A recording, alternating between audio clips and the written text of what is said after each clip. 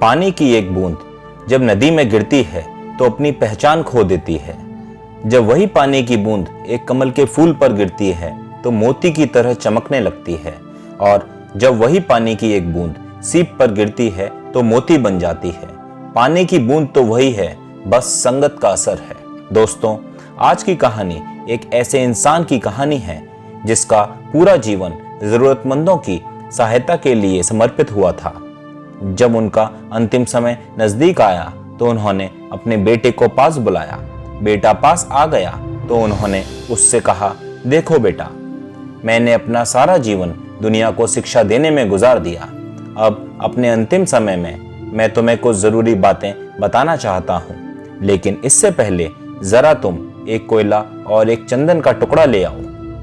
बेटे को पहले तो यह बड़ा अटपटा लगा, लेकिन उसने सोचा कि अब पिता का हुक्म है तो यह सब लाना ही होगा।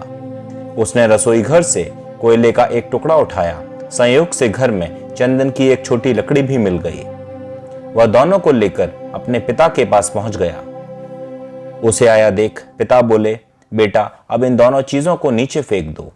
बेटे ने दोनों चीजें नीचे फेंक दी और हाथ धोने जाने लगा तो पिता बोले, जरा ठहरो बेटा, मुझे अपने हाथ तो दिखाओ। बेटे ने हाथ दिखाए तो वह उसका कोयले वाला हाथ पकड़कर बोले, देखो, तुम्हारा कोयला पकड़ते ही हाथ काला हो गया, लेकिन उसे फेंक देने के बाद भी तुम्हारे हाथ में कालिक लगी रह गई। गलत लोगों की संगत ऐसी ही होती है। उनके साथ रहने पर भी दुख होता है और उनके न रहने पर भी जीवन भर के लिए बदनामी साथ लग जाती है। दूसरी ओर सज्जनों का संग एक चंदन की लकड़ी की तरह है। जो साथ रहते हैं तो दुनिया भर का ज्ञान मिलता है, और उनका साथ छूटने पर भी उनके विचारों की महक जीवन भर बनी रहती है। इसीलिए हमेशा अच्छे लोगों की संगत में ही रहना।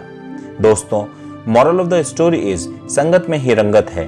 अगर आप 10 शराबियों के साथ 1 साल बिताएंगे तो 1 साल बाद 11वें शराबी आप ही बन जाएंगे, और अगर आप 10 सज्जनों के साथ 1 साल बिताएंगे तो 1 साल बाद आप भी सज्जन बन जाएंगे।